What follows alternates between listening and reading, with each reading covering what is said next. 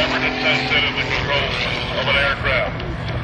She has the International Council of Air Shows Sword of Excellence, the Bill Barber Award for Showmanship, the National Air and Space Museum Award for Achievement, the Aviation Week and Space Technology Magazine, the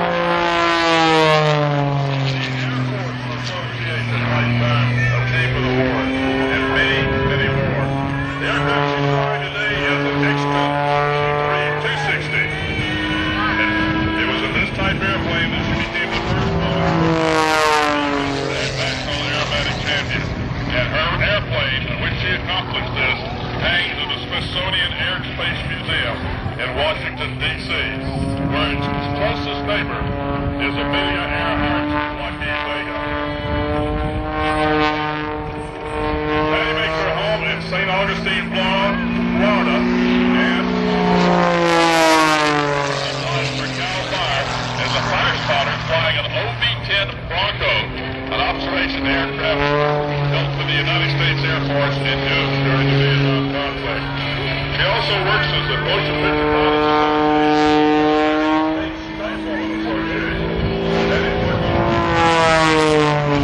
You can actually fly her famous airplane on that Microsoft Flight Simulator.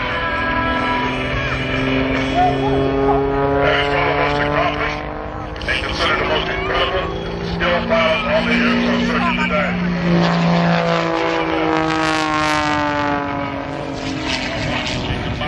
And she massive numbers of G's, 10 positive.